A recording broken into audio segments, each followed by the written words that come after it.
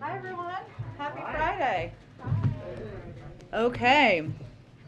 So we have two special guests with us today.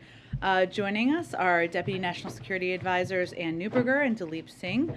By way of a quick introduction, Ann is Deputy National Security Advisor for Cyber and Emerging Technology. Previously, she served as the National Security Agency's Director of Cybersecurity, where she led the NSA's cybersecurity mission. Prior to this role, Ann led NSA's election security effort and served as Assistant Deputy Director of NSA's Operations Directorate, overseeing foreign intelligence and cybersecurity operations.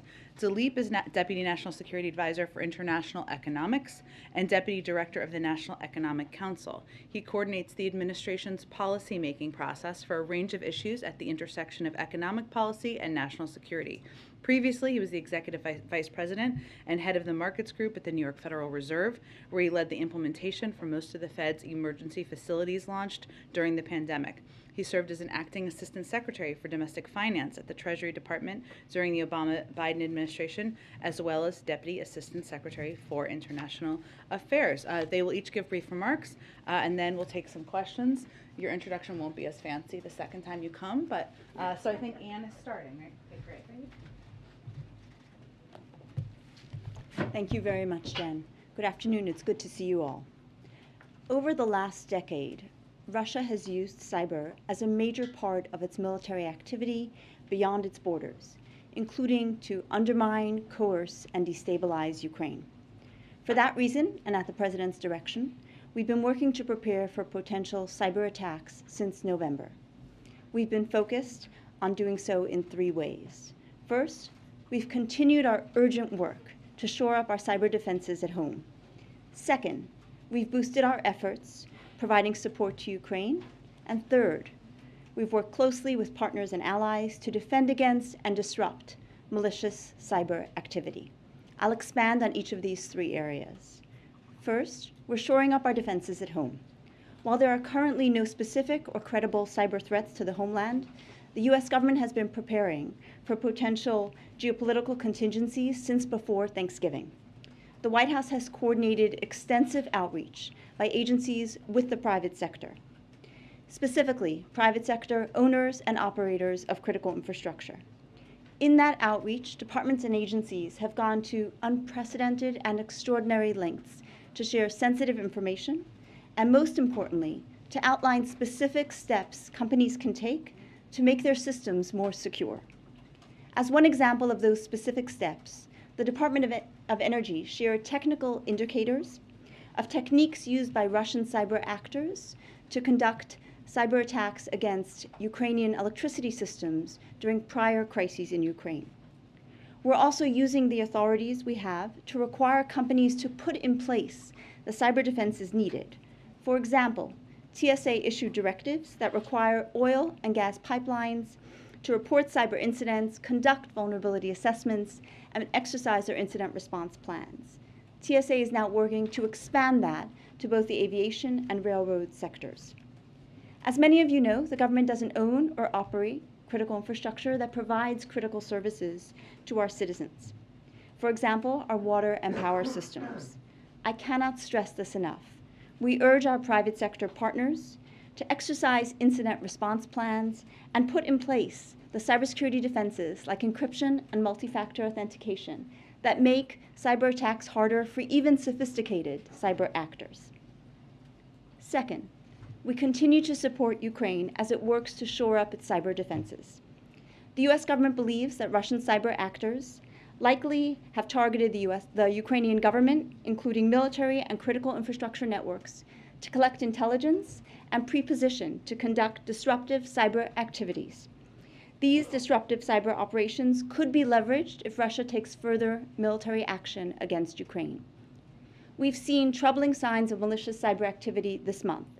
Earlier this week, we saw a kind of cyber attack known as a DDoS attack that overloads online services at the Ukrainian Ministry of Defense and state-owned banks. There were also text messages sent to bank customers telling them that ATM services were unavailable. Russia likes to move in the shadows and counts on a long process of attribution so it can continue its malicious behavior against Ukraine in cyberspace, including pre-positioning for its potential invasion. In light of that, we're moving quickly to attribute the DDoS attacks. We believe that the Russian government is responsible for wide-scale cyber attacks on Ukrainian banks this week.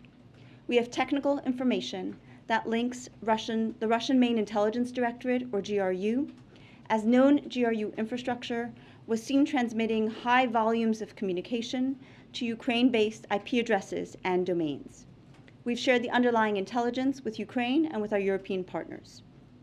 While of limited impact, this recent spate of cyber attacks in Ukraine are consistent with what a Russian effort could look like in laying the groundwork for more disruptive cyber attacks accompanying a potential further invasion of Ukraine's sovereign territory. We've been preparing for this possibility. Since November, we further intensified our support to the government of Ukraine, specifically to network defenders, working to help them respond to and recover from cyber incidents, as well as strengthen the resilience of cyber-critical infrastructure.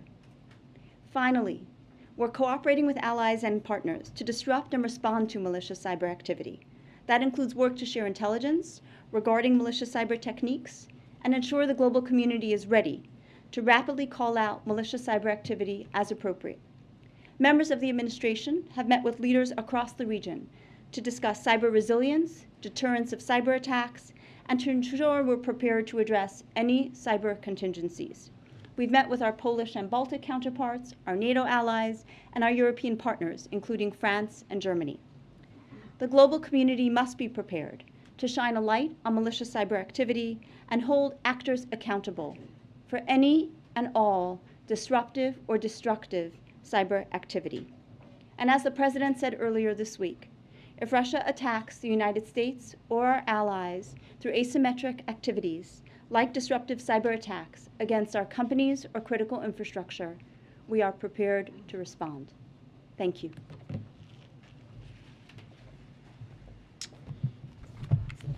Good afternoon, everybody. As President Biden has said, if Russia attacks Ukraine, we will respond decisively and forcefully to impose costs on Russia alongside our allies and partners. The cost to Russia would be immense, both to its economy and its strategic position in the world. Our financial sanctions have been designed to impose overwhelming and immediate costs to the largest financial institutions and state-owned enterprises in Russia. They've been calibrated to maximize alignment with our allies and partners. They're flexible to allow for further escalation or de-escalation, depending on how Putin responds.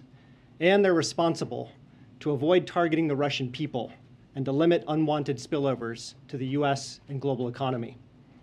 We're also prepared to impose powerful export controls as part of our response package. Both financial sanctions and export controls deny something to Russia that it needs and can't get from anywhere other than the United States or our allies and partners. Financial sanctions deny foreign capital to Russia, and export controls deny critical technological inputs that Russia needs to diversify its economy and to deliver on Putin's strategic ambitions in aerospace, defense, and high tech. Working in tandem, financial sanctions and export controls are embedded in a broader strategy that would undercut Putin's aspirations to project power and exert influence on the world stage. If Russia invades Ukraine, it will become a pariah to the international community. It will become isolated from global financial markets, and it would be deprived of the most sophisticated technological inputs. Russia would face the prospect of intense capital outflows, mounting pressure on its currency, surging inflation, higher borrowing costs, economic contraction, and the erosion of its productive capacity. Taken together, Russia will become more dependent on countries that cannot compensate for its losses. This would be a strategic defeat for Russia, pure and simple. Meanwhile, the West and international community would emerge more united and determined to defend shared values and core principles than at any point in the post-Cold War era. We're ready to impose costs in lockstep with our allies and partners because we share the belief that Russia has no right to redraw its neighbors' borders by force, and that countries have the freedom to set their own course and to choose their own destiny. To be clear, the test of unity with our allies and partners is not whether our actions are matched to the letter or whether our implementation mechanics are identical. The test of unity is whether we share a recognition of the core principles that are at stake, whether we share the resolve to defend those principles by imposing severe costs on Russia for its actions, and whether we're willing to do all we can to support each other in managing the consequences. I can tell you with confidence that we've met the test. And on this last point, since I know many of you have asked, let me say that we are in active engagement with major energy consumers and major energy producers to coordinate potential actions to stabilize energy markets, and all of our tools are on the table. Thank you. Okay. Steve. Are you still discussing elements of the sanctions package among yourselves, or is the package ready to go as soon as the invasion begins? You know, I would say at this point we are converging on the final package. And anybody who's worked on sanctions in the EU or the US or any of our other allies and partners would say that the unity and coordination that we've seen in the past few months is unlike anything we've experienced. And that's the reason I say that the West is likely to emerge more unified and determined coming out of this episode than at any point in the post-Cold War era. And could you talk a little bit about the export control measures? How would they impact Russian electronics? Yeah, so the reality is that the West and open societies, this is where innovation and entrepreneurship flourish. We produce the most sophisticated technological inputs across a range of foundational technologies: AI, quantum, biotech, hypersonic flight, robotics. As we and our partners move in lockstep to deny these critical technology inputs to Russia's economy, Putin's desire to diversify outside of oil and gas, which is 2/3 of his export revenue, half of his budget revenues, that will be denied. He's spoken many times about his desire for an aerospace sector, a defense sector, an IT sector. Without these critical technology inputs, there is no path to realizing those ambitions. Thank you so much. And this is a follow-up for you, if I can. It sounds like, and just to put a fine point on this, you have assessed now that Russia was behind the cyber attacks against the Defense Ministry and the banks in Ukraine. Can you tell us specifically when you assessed that, how extensive it was? And obviously you've been warning for days that that type of an action could be a precursor to a Russian invasion. Have you been able to determine whether those actions were taken to send a signal that, yes, we are going to invade? So yes, we have assessed that Russia was responsible for the distributed denial of service attacks that occurred earlier this week. And I will note that the speed with which we made that attribution, as you note, is very unusual. And we've done so because of a need to call out the behavior quickly as part of holding nations accountable when they conduct disruptive or destabilizing cyber activity. You asked how extensive that activity was. It was of limited impact because Ukrainian cyber defenders rapidly brought back both the state-owned banks and the Ministry of Defense networks. And indeed, we have provided support to those Ukrainian network defenders to ensure that they are prepared for even more potentially extensive behaviors or activities. And then finally, we do believe, as I noted, that Russia does use cyber as part of its projecting force, whether that is influencing, coercing, or destabilizing. So we do expect that should Russia decide to proceed with a further invasion of Ukraine, we may see further destabilizing or destructive cyber activity, and we've been working closely with allies and partners to ensure we're prepared to call out that behavior and respond when needed. Follow, if I can. You've talked about the extensive steps that you have taken and that you have tried to encourage the private sector to take as well to be prepared for a potential cyber attack. Are you confident? Is the private sector prepared? Is the U.S. government prepared for a Russian cyber attack? Can Americans feel as though their money is safe and that U.S. entities are safe? We are confident that we have worked closely with the private sector to press critical infrastructure owners and operators in the private sector to take the necessary steps to deploy cyber defenses. We've shared sensitive information. We've shared, most importantly, the specific steps, and we've exercised the maximum of government authorities to mandate those steps as needed. We know that should anything occur, we'll work closely with the private sector to rapidly respond and recover. Thank you. Kayla? Thank you so much. I have a question for each of you, but I'll ask Dilip first. The administration and other world leaders have said now for months that sanctions will be swift and severe, and they will be the most powerful deterrent to an invasion. But now with all of these signs that an invasion is going to come in the next few days or is likely, is that a sign that Vladimir Putin has calculated that the cost is bearable for Russia? Look, I know there's a lot of talk about whether Russia has a sanctions-proof economy. And there really is no such thing as a sanctions-proof economy. If you think about the term sanctions-proof, it means that a country is deciding to deintegrate from the global financial system. That means less foreign capital, higher borrowing costs, less investment, and lower growth. And look, whether you're an autocrat or a small d Democrat, every leader cares about your economic conditions. It's part of the social contract you have with your people. And let's think about the baseline in Russia. Right now, Russia has an inflation rate of 8.7%. The Central Bank of Russia has raised interest rates 8 times over the past year to 9.5%. The ruble is the worst performer among any emerging market currency. That's before any sanctions have been imposed. And if we impose these sanctions, which are the most severe measures we've ever contemplated against Russia, you don't have to take my word for what would happen. Look back to 2014 with a much less severe package. We saw record capital outflows.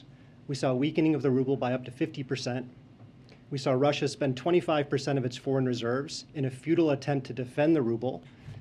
We saw interest rates spike to 17%. We saw inflation spike to 17%, and the economy fell into recession. And the vicious feedback loop we saw in 2014 was determined by Putin's own choices, not prescribed in advance by us. The more he escalates, the more pain he feels. So look, there's no question in my mind that Putin is not playing a winning hand. And it's not just sanctions. The export controls deny him the critical technologies he needs to develop his economy over time. If he invades, Europe is going to accelerate its diversification away from Russian energy supplies. We'll fortify NATO's eastern flank. All of these actions, not just sanctions, deal Putin a very weak strategic hand. And you said that if Russia targets companies or institutions here, and I'm wondering what intelligence the U.S. has that it can share about how that may figure into Russia's campaign. So as I said, there are no specific or credible cyber threats against the homeland, but we're making clear that we're preparing for that in case of any contingencies. Ed? Oh, go ahead. Yeah, but on that note, what's your level of concern that there could be an online or cyber attack against, say, the banking system in the U.S. should Russia decide to invade? As we know, as a society, we're a very connected and digitized society. And that, as a society, we don't have the level of cyber resilience that we wish to. Since the beginning of the administration, President Biden has made both domestic and physical resilience a priority, and we've urgently taken significant steps, whether they're new authorities, the president's executive order, working closely with the private sector in unprecedented ways. Those serve as a foundation for a far stronger domestic cyber resilience we have today than at the beginning of the administration.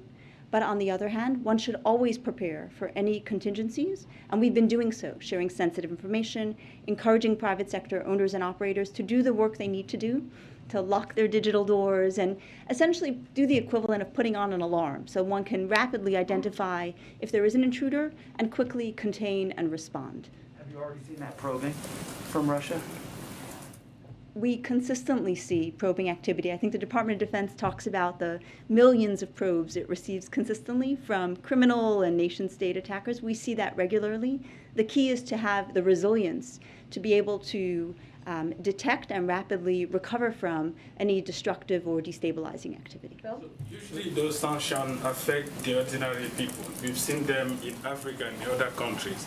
Are you concerned that the sanctions that you may impose on Russia may end up affecting ordinary people and not Putin himself? Yeah, I mentioned some of we have a set of guiding principles that drive our design of sanctions. They need to be strong enough to demonstrate our resolve. We calibrate them to maximize the chance of coordinating with allies and partners. They're also responsible. We target them carefully to avoid even the appearance of targeting the average Russian civilian. And where you'll see these sanctions applied is on the commanding heights of the Russian economy and the Russian state. That's where they're designed. And so where you see most of the force of sanctions back in 2014 and where you'll see them again now is through the financial sector and in areas where Putin needs critical technologies to develop an industrial base. That's where these measures are concentrated. And it's meant to be responsible, not to have contagion to the average Russian civilian. Phil? You just returned from West Africa, you were in DRC, and we see in Africa, we have coups in Africa, people coups and attempted coups. Is there anything the U.S. can do, maybe relocating AFRICOM from Germany to Africa? Well, our efforts in Africa and across the developing world are to give countries a better choice than they've been receiving. So we're on the road offering infrastructure finance that expresses our values, so finance that is transparent, that's inclusive, that's sustainable, infrastructure financing that has high labor standards, high environmental standards, and infrastructure finance that mobilizes our private sector, which is our key competitive advantage. For too long, countries have not had a choice. They've had an opaque, coercive, and extractive model of infrastructure finance, and that's why we're out to compete, because we think we have a better product. Can you say why the launch has been delayed though? If we can just try to, because we're going to get to as many people as possible, and that's what we're trying to do here. Okay, go ahead, Phil. One for each of you, if you don't mind. And you alluded to this, but the U.S. has assessed that the Russians likely have a foothold into critical Ukrainian infrastructure on the cyberspace right now. Is it the expectation or is it a likelihood that they will once again try and shut down Ukrainian power? And if so, is that considered a red line for the U.S. in terms of a cyber operation response? So Russia has used offensive cyber activity to coerce and disrupt critical infrastructure in Ukraine during a prior crisis. So we would expect, based on prior activity, that should Russia decide to proceed with an invasion of Ukraine, and I want to be clear that our priority, as the President has noted, is really exercising every diplomatic option possible to avoid that. We are prepared for and have been working with Ukrainians and our European allies and partners to help the Ukrainians prepare for potential destructive or destabilizing activity. Would that be a red line for the U.S. in terms of a cyber response? I think, as the President has made clear, disruptive or destructive attacks against the U.S. or allies is of significant concern. It's outside the boundaries of international norms, particularly attacks against critical infrastructure. Rachel, guys, if you can, we're going to get to as many as possible. It doesn't help to scream over each other. Real quick, and I think you alluded to this at the end of your opening statement, but we just heard from the Prime Minister of Italy, Mario Draghi, say that sanctions should be focused on a limited number of sectors without including energy. Do you view that as a one-off? How do you address the fact that the different countries, particularly in Europe, have different equities here to try and actually stay unified, as you say, the West is right now? Look, I'll speak to the energy question. First of all, our measures are not designed to reduce or impair Russia's ability to supply energy to the world. Number two, we think it would be a strategic mistake for Putin to weaponize his energy supply.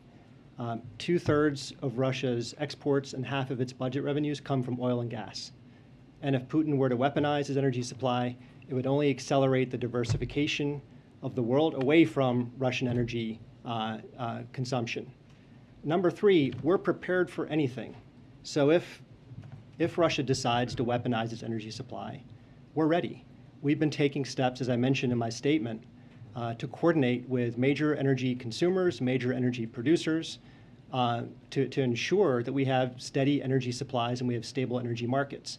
On natural gas, we've been working with Europe in lockstep to surge natural gas to Europe from North Africa, from the Middle East, from other parts of Europe, from the US, and from Asia.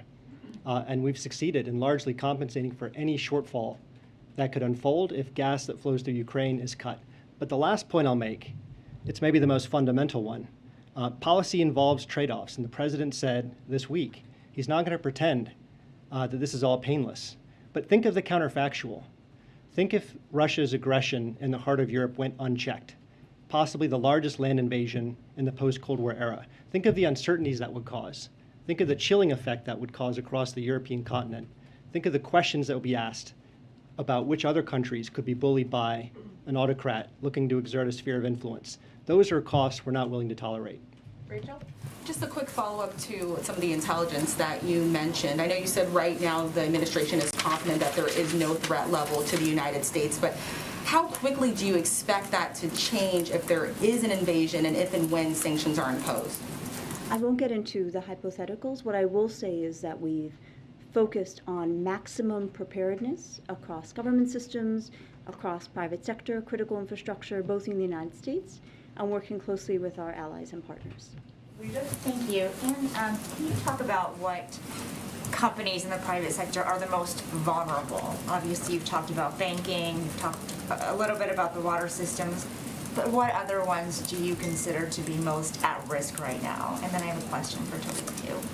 Absolutely. So generally, as we look at ourselves as a society, we know that critical infrastructure is our focus to rapidly improve our domestic resilience because of the degree to which critical services like power and water touch citizens across the United States. And that's why some of the most urgent and innovative efforts that the President has initiated this year have focused on those sectors, from the industrial control systems effort to TSA's first exercise of its emergency authorities to NERC issuing an alert earlier this week for the utility sector as well. So that is really the critical infrastructure, particularly power, communications, and water, have been a clear focus because of the fact that they touch Americans' lives and because of the need to address the fact that these sectors digitized quickly and we need to catch up from a security and resilience, which we have made significant progress on in this first year. And a quick question on the export tool.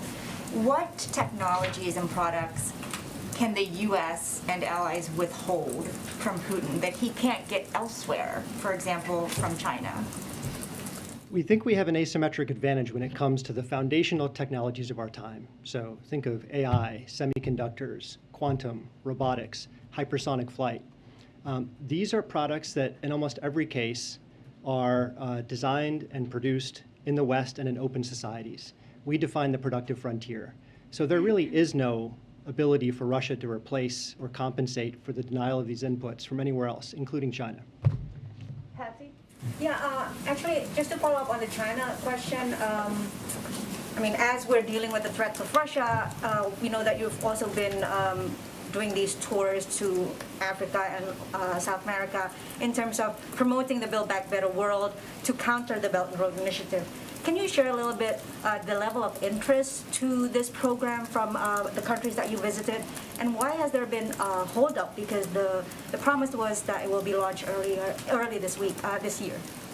Yeah, I'll say there's been enormous enthusiasm in every country we visited: Ecuador, Colombia, Panama, Ghana, Senegal, the DRC, parts of the Middle East, Indonesia, Thailand, and other parts of the world. And the reason there's so much enthusiasm is that countries do want a choice.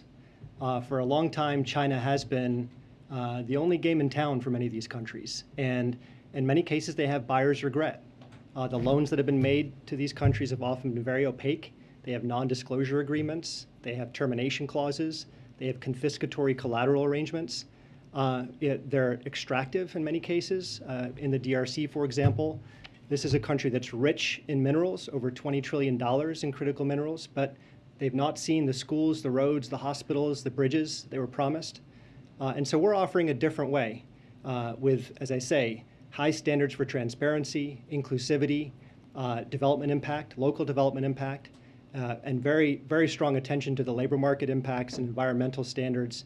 And, so we're mobilizing along with our G7 partners, and we are going to launch early this year. You should see very soon a list of flagship projects that will exemplify exactly what Build Back Better World is all about. Jackie? Thank you. Can you clarify, is removing Russia from the SWIFT international banking system part of the financial sanctions package? Well, all options remain on the table, but it's probably not going to be the case that you'll see SWIFT in the initial rollout package. We have other severe measures we can take that our allies and partners are ready to take in lockstep with us and that don't have the same spillover effects. But we always will monitor these options, and we'll revise our judgments as time goes on. I thought you guys had said you were going to start at the maximum, that it wouldn't be like a ramping up of sanctions. I can assure you the measures that we have prepared, the severity of those measures and the institutions that we would impose them upon and the immediacy of those sanctions are among the most severe financial sanctions that have ever been contemplated. Josh, will be the last one. On the sanctions, if they're as severe as you say, how do you protect against the risk that Russia's economy becomes stitched even tighter with China or others who might be able to avoid what the U.S. is doing? So you can look at this question from both perspectives. From Russia's perspective, if it wants to sequester itself from Western economies, Western technology, and Western capital markets, and try to substitute China for all that we provide, that's a very bad miscalculation. The G7 alone represents more than 50% of the global economy. China's 15%. If you look at the dollar, the euro, the British pound, and the yen, these are the dominant reserve currencies of the world. It's how the world makes payments, it's how it saves money, it's how the world borrows money. The renminbi share on these metrics is in the low single digits. And if you think about the foundational technologies of our time, they are, in almost all cases, designed or produced by the West in open societies where innovation and entrepreneurship flourish. So there is, I don't think, any question that China could not be a substitute for all the West provides. Now, for China's part, if it decides to give tacit or explicit accommodation to the invasion of a sovereign nation in the heart of Europe, that would be a very bad signal for its vision of the world. The reputational effects it would have in Europe would be profound. The signals it would send all across the world about its willingness to accommodate coercion and force and aggression would have very long-lasting effects. And let's be real. The Russian economy is 1/10 the size of the EU, 1/15 the size of the US economy. So China may want Russia as its junior partner for cheap gas or cheap oil, but let's not pretend it's anything else. Thank you both so much. Appreciate it. I think we have to wrap it up because they have to head back and do some work. Thank you both so much for joining us. Thank you. Thank you. Thanks so much. Okay. Okay, I just have one item for all of you at the top, a week ahead. This weekend, including President's Day, on Monday, the President will remain in D.C. Throughout, obviously at the White House. Throughout next week, the President will continue close coordination with our allies and partners on Russia's potential further invasion of Ukraine. On Tuesday, the President will host an event announcing progress on restoring critical supply chains, powering clean energy manufacturing, and creating good-paying jobs. And on Thursday, the President will participate in a virtual G7 leaders meeting to discuss the ongoing situation with regard to Russia and Ukraine and priorities of the German G7 presidency this year. With that, I will try to jump around as much as I can. Josh, you want to kick us off, though? Great, thanks, Jen. Two questions. First, has the President read the Russian response on Ukraine? And is he giving any consideration to mobilizing additional troops in Europe?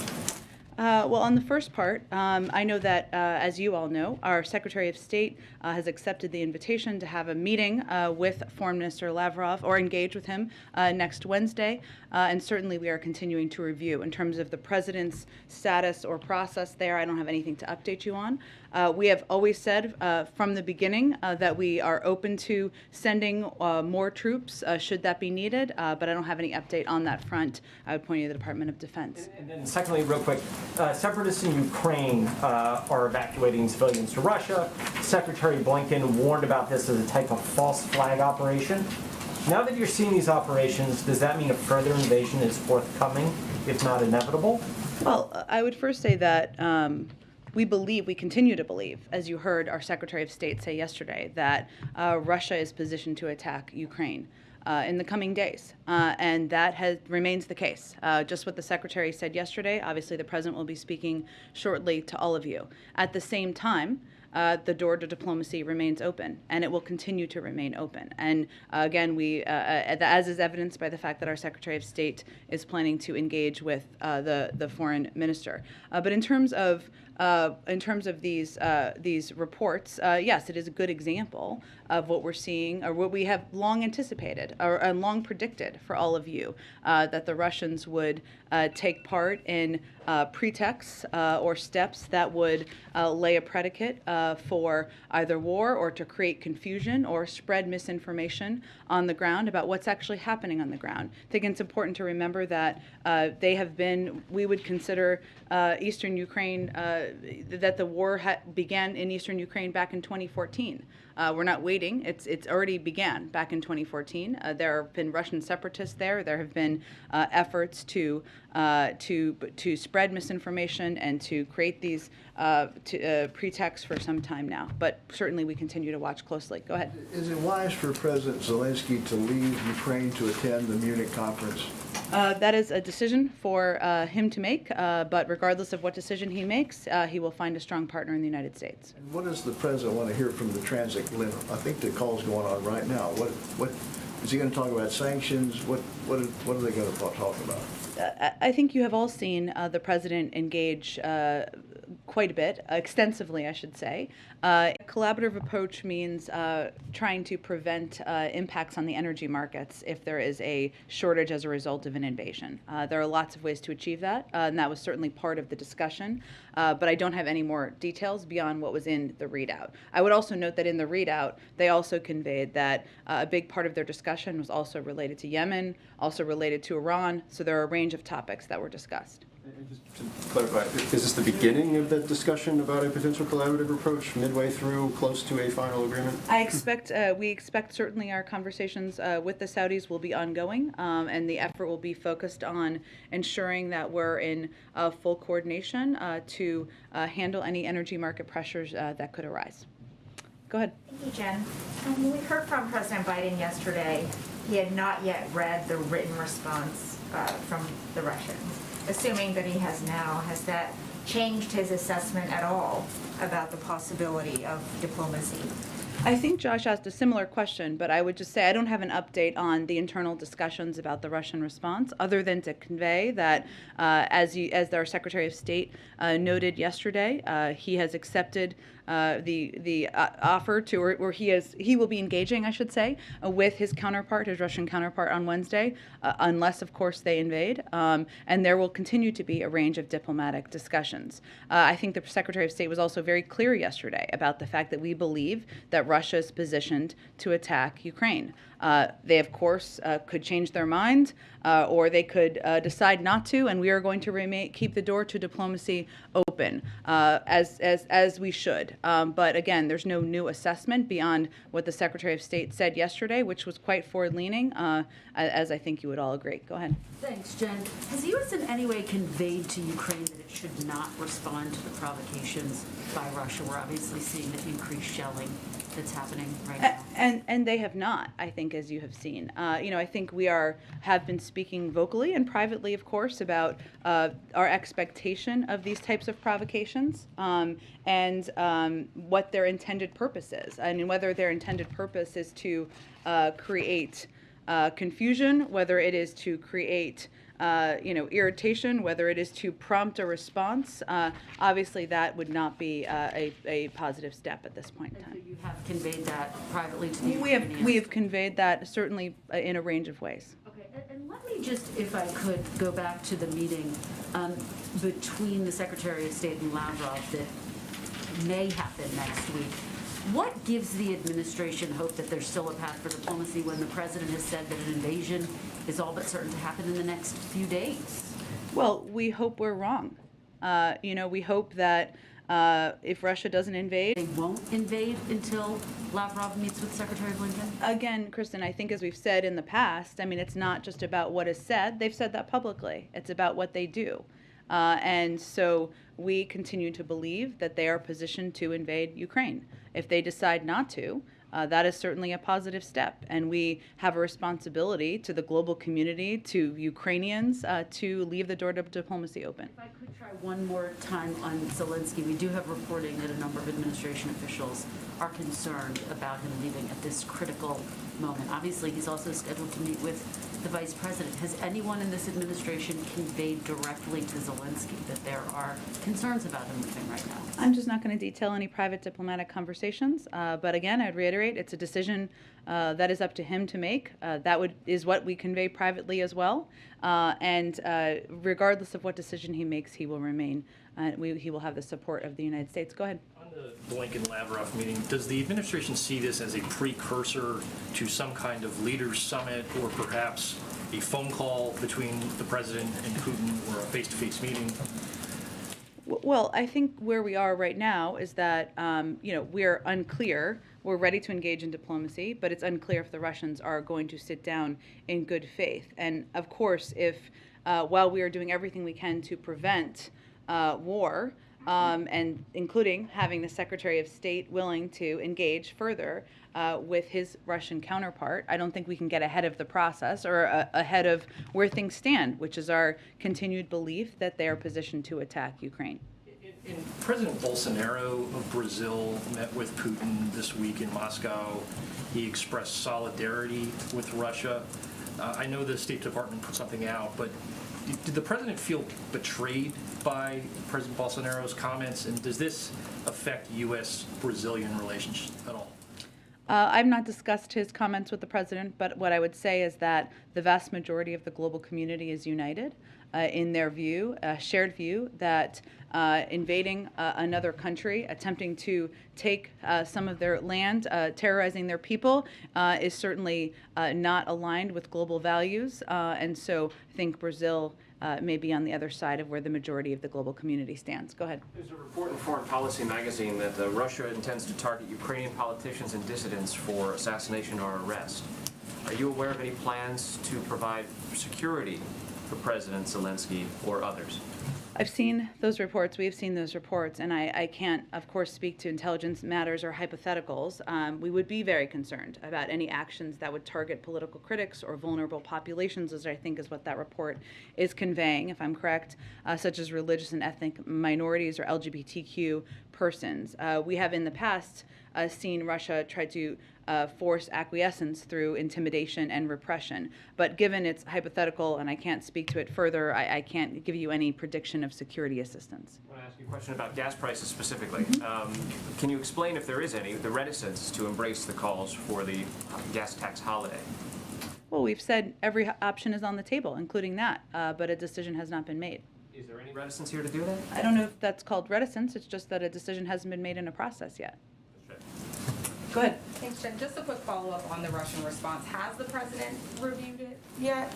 Again, I don't have any update on that. What I can tell you is that our efforts remain having continued diplomatic conversations with our counterparts in Russia, as is evidenced by the Secretary of State's plans for next Wednesday, unless they, of course, invade, and the president's engagements that he is a part of at this point in time. But I think it's important to note that when we look at how we're going to engage in diplomacy, it's also important that we look at how Russia is responding, right? And Russia's threats of war, if their demands aren't met, are inconsistent with diplomacy. So we are going to leave the door open, but I think the Secretary of State's commitment to or openness to meeting or to engaging with his counterpart is evidence of that. And I know you got a question on the call that's happening as we speak, probably with the transatlantic leaders. Just on the president's framing of this, does he see this as getting the allies on the same page as a final check-in before an anticipated invasion, given that he said he's expecting it within the next several days? It's a part of our ongoing engagement, so I wouldn't put it in those terms.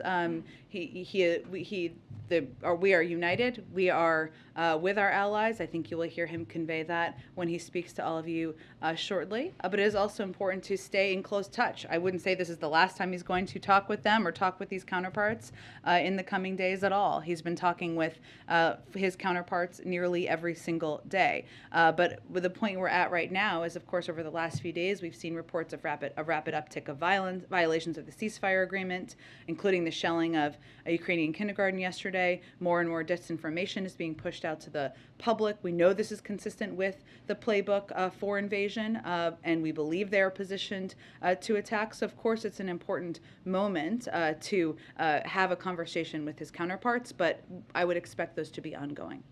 Go ahead. Did you accidentally leave off of the week ahead the president's interviews of Supreme Court candidates? Very good. I was like, I'm thinking maybe I left something off. Well, I can tell you that February is not that much longer. It's 10 days, if my math is correct, and we remain on track to make an announcement about Supreme Court, the president's selection for a qualified and credible nominee to serve on the Supreme Court before the end of the month. Okay, and then that was my following question. Go ahead. Which is that given what seems poised to go on with Ukraine, is there any thought that if there is an invasion, the president would delay the announcement of the Supreme Court pick, given what else could be going on at the time? Well, you know I love hypotheticals, but what I will tell you is that he has every intention of making a decision this month. He's on track to do so. That will mean he will have chosen a nominee faster than any Democratic president in decades. And obviously he's somebody who has to, as leader of the free world and president of the United States, conduct business on a number of fronts at the same time. Go ahead. Yes, jumping off of that, actually, yesterday in the briefing it was mentioned that the president was planning to begin interviewing nominees as soon as this week. Given that we are on Friday, can you confirm if he did or did not interview anybody this week? I'm just not going to provide you a day-to-day update, but I can tell you that this is not going to be that much longer lasting because we only have 10 more days left of the month, so that's the good news. And it is always a late part of the process, the interviews, but I'm not going to be able to give you an update on that from here. One other thing, on COVID, I believe that only 4, maybe 5 states still have indoor mask mandates as it holds right now. And I know that you all have been saying you're going to follow the CDC's guidance, but is there a point where the CDC's guidance is out of step with a vast majority of what states across the country are doing, and how do you all reconcile that? Well, what I can tell you is the CDC guidance follows data and science. And data and science moves at the speed of data and science. You can speak to any local leaders about what their decision making has been based on, and we certainly respect their right to do that and respect their role in making decisions about their communities. But we've said that the CDC is reviewing the guidance. They have been doing that, and they're going to base any recommendations they make on science. The assumption, though, that Democratic governors and Republican governors in all these states are not basing decisions on data and science? I can't speak for how they're making their decisions. I can speak for how we make our decisions from the federal government, which is to base it on data and science. And the CDC is the federal government's entity where we have all of our data and science housed. Go ahead. Thanks, Jen. The former Minneapolis or suburban Minneapolis police officer who was convicted of fatally shooting Daunte Wright was sentenced to 2 years in prison today. Is the president keeping track of this? Is he aware of this sentence, and does he think that this was a sentence that was fitting for this crime? Well, what I can say is that Daunte Wright should be here with his family and loved ones, and his death was the tragic result of a law enforcement officer's error. We know we have a long way to go when it comes to criminal justice and racial equity in this country. That's why we are committed to not only engaging in conversations about meaningful policing reform, but we also continue to ensure that the law enforcement agencies have the resources they need to properly train and equip officers to protect our communities, but I'm not going to speak to the specifics of the sentencing outcome. And then one more on the State of the Union, which is obviously right around the corner. Yes. Can you talk a little bit about what specifically the president is doing to prepare for that, what tone he is hoping to set in that speech, what message he's hoping to send to the country? I expect we will have more as we get a little bit closer. I will say that as the president is in Washington, D.C. this weekend at the White House, he will, of course, be closely monitoring developments in Ukraine, but he will also be, working toward making finalizing his decision-making process as it relates to a Supreme Court justice nominee, and certainly preparing for the State of the Union as well. So I expect as we get a little bit closer next week, we'll have more to say. Go ahead. Back on Russia-Ukraine, the US language seems to have changed from imminent to highly likely back to imminent again. Is that because you're trying to second-guess Vladimir Putin all the time, or were you closer to the escalation at one point? I would say that several weeks ago, I think for maybe a day, we used the word imminent, and we believed we sent the wrong message that was not intended. Our intended message we were sending at that time was that it was an option, or he was prepared to. Obviously, things have developed since then. We've seen a rapid uptick of violations of the ceasefire agreement. We've seen an increase in troops building at the border, and certainly we've seen an escalatory actions. That's why our Secretary of State went to the United Nations yesterday. So what we're seeing is further progress, further aggression over the last several days. Go ahead. 2 questions. One, back to Congress. As you know, Senate Republicans are blocking Federal Reserve nominees and other nominees. They argue that they don't think those Federal Reserve delays have any actual effect. How do you respond to that? Well, I would say at a time where I think most people agree that inflation and costs are the top, if not one of the top issues for every American in the country. The argument that it wouldn't be best to have a fully confirmed full Federal Reserve Board just doesn't seem to make a lot of sense. Then on Ukraine and the idea of cyber attacks on Ukraine.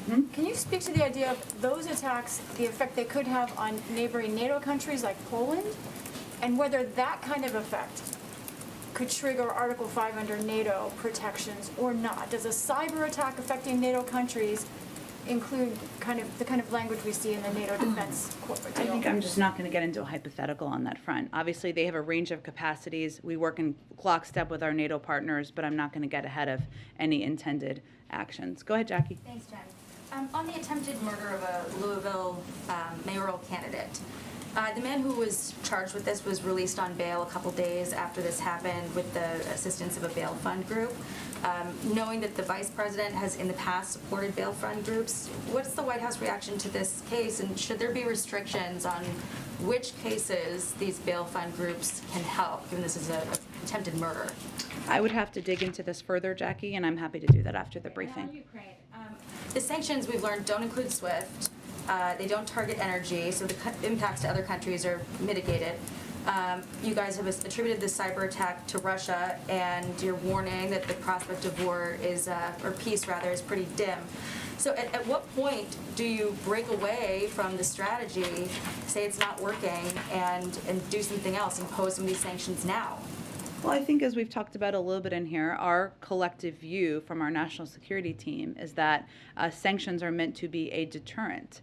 They are not, if you put all of the sanctions in place now, what is stopping them from invading? Are they working? Well, again, Jackie, I think that's our assessment from the national security team. That we will continue to implement that strategy. To die before implementing them in that case. I think, Jackie, that's in no way a fair statement or accusation, I guess, if that's what that is. What we have done and what the president has done is unite countries around the world on a strong package that will be crippling to the Russian economy. And we have done that in a way where we have stood up for the territorial integrity of Ukraine and stood with our NATO partners and allies. It has always been up to President Putin and Russia to determine which path they were going to take. That has not changed, but that leadership on the world stage is what has led to a united front and united opposition to these actions. And I would also note that regardless of what decision President Putin decides to make, one of his intended objectives, I think, as we've seen out there, is to divide NATO. The opposite has happened, to divide maybe the United States and divide leadership in the United States. The opposite has happened. So if that was his objective, he's already not achieving that. Go ahead, Patsy. A question on Iran. Earlier this week, more than 170 House Republicans wrote a letter to President Biden essentially saying that any new nuclear deals with Iran will meet the same fate as the 2015 JCPOA, meaning that the next Republican administration will just nullify it. Does the administration agree with this assessment, and are you concerned that this may create further complication in the talks in Vienna, which some are saying optimistically could wrap up in mere weeks? Well, let me say first on the talks in Vienna, they continue to be in the 8th round. It's a long round, I guess we could say. We feel substantial progress has been made in the last week and is continuing to be made, but nothing is agreed to until everything is agreed. If Iran shows seriousness, we can and should reach an understanding on mutual return to full implementation of the JCPOA within days. Anything much beyond that would put the possibility of return to the deal at grave risk. While I'm not certainly going to predict or what it would look like in a future Republican administration, what I think is an important reminder to everyone, regardless of your political affiliation, is what happened over the last 4 years after the former president pulled out of the deal, which means we know what happened, which is we lost complete visibility into their capabilities. They made a significant amount of progress, leaving us at the point we are at today, and put us in a very difficult position in order, as we try to prevent Iran from acquiring a nuclear weapon. So regardless of your politics, hopefully people will factor that in as we look ahead. I don't have any information on the letter. Afghanistan, just real quick. Sure. There's continued fighting between the Taliban and the National Resistance Front of Afghanistan, which Russia has offered to mediate. Do you have any reaction on both the conflict as well as Moscow's offer? I'll check with our national security team and see if we can get more. Thanks, everyone. Thanks, Jen. Front.